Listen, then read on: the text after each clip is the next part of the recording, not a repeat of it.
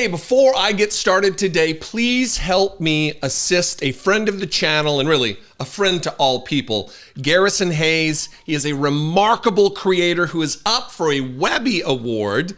I believe he won one last year, some award. It would be nice to be award winning in content creation.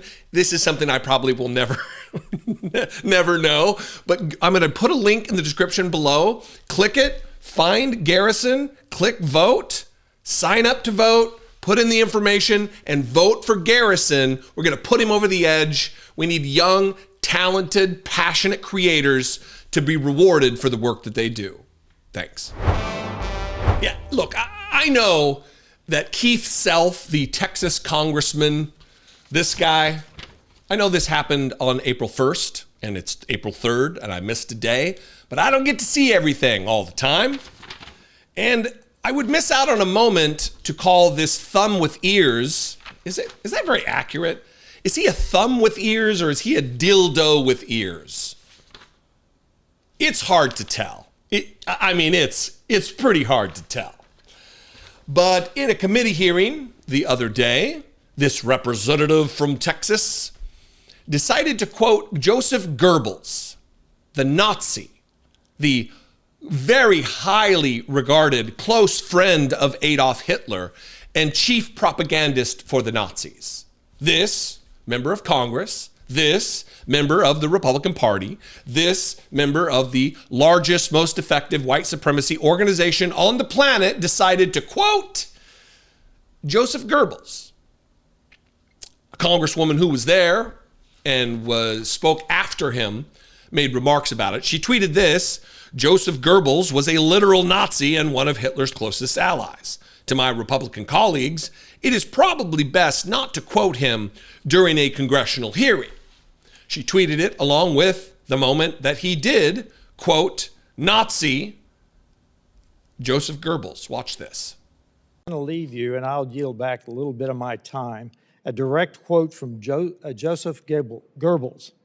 It is the absolute right of the state to supervise the formation of public opinion, and I think that may be what we're discussing here, and yield back. Gentleman yields back. With that, the representative from Texas, Ms. Johnson, is recognized for 5 minutes. Thank you so much, Mr. Chairman. I want to respond to what my colleague from Texas just said.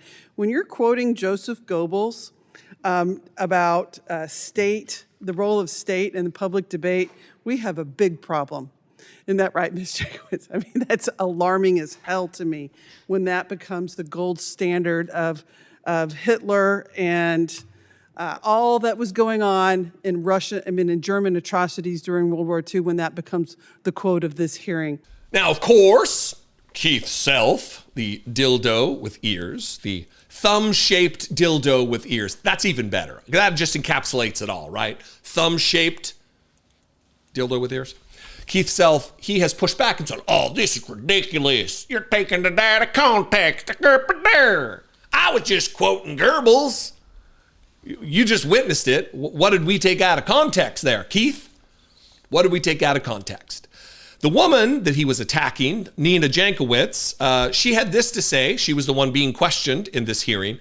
And she's quoted in this article in The Guardian entitled, Capitol Hill hearing on censorship industrial complex, quote unquote, under Biden, based on fiction, says experts. Nina Jankowicz, who led the DHS's disinformation unit under Biden administration, pointed to restrictions under Trump. Now, she is the head, I want to get it right, she's the head of the American Sunlight Project, which is a pro-democracy organization. So of course, she's going to be under assault by Republicans. When you lead a pro-democracy organization or a member of one, you're going to be an enemy of the Republican Party, which is decidedly stated anti-democracy. This is what she had to say, quote, the premise of this hearing, the so-called censorship industrial complex, is a fiction that has not only had profound impacts on my life and safety, but on our national security, she said in her opening statement at a fractious hearing that exposed the width of the chasm between Republicans and Democrats on the issue. Quote, more alarmingly, this fiction is itself suppressing speech and stymieing critical research that protects our country. I want to acknowledge the irony that we're having this discussion as we witness an assault on the First Amendment that we have not seen in decades. The Trump administration has directed far more egregious violations of our Constitution than the imagined actions of the Biden administration on which this hearing is premised. She singled out the detention and attempted deportation of Rumeysa Ozturk, a doctoral student at Tufts University, who wrote an opinion article critical of Israel's bombardment of Gaza, which she compared to the actions of authoritarian regimes in Russia, Belarus, and Hungary. And what does it give you when you quote Joseph Goebbels in a committee hearing? What does it get you when you push back against someone quoting Goebbels in a committee hearing, a Republican-led committee hearing? It gets you being called evil by Elon Musk. Elon Musk tweeted this, said, "These are evil people," with a picture of Nina Jankowicz, who leads a pro-democracy organization.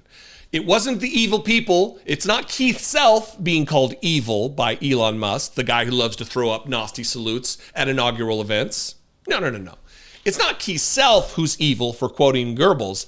It's the woman who Goebbels is being quoted at.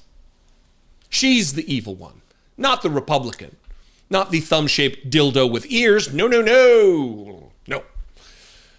The man who loves the Nazi salute says that the guy who's quoting Goebbels is the good guy, and the one who's there having to be subjected to it is the evil one, as he dismantles the United States government, as he continues to enrich himself with the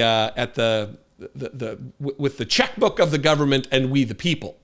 Nearly $40 billion of his net worth is directly tied to government contracts, as he dismantles Social Security and health care for millions of Americans. Make it make sense. Dipshit. Anyway, what do you think? I would love to know. You can comment below. You can also call the voicemail line, 714-576-4054. Of course, as always, you can email me, daily@dollemore.com. I'd love to hear from you. Sorry I'm a day late on this story. Again, so much going on. It's hard to cover everything. This is why, as an aside, you need to diversify your independent media diet. I love that you're here watching me. Fantastic. Thank you very much. But you need to also watch others out there, because so many things are happening on an hourly basis, on a daily basis, on a weekly basis, that no one person can cover everything. You could go check out Brittany Page. You could go watch Beasley or Packman, Garrison Hayes. There's plenty of people out there who are putting out outstanding content in this age and era when it needs to be covered the most. Anyway, please consider, if I'm your flavor of political commentator, you can help support this work and help me produce this work for $2 a month. Click the join button below. Check out what's involved to become a channel member. It's just that easy, $1.99 a month. You can also go over to patreon.com/IDoubtItPodcast. Both those are great ways to help support this work. You can go to dollemore.com, pick up some merch, follow me on social media, share and like and subscribe, YouTube stuff. Anyway, I love and appreciate you very much. Thanks for your activism and your organization and your passion for making this country and, by extension, the world a better place. I'll see you next time. Be genuine. Day late. Sorry again. Take care of one another.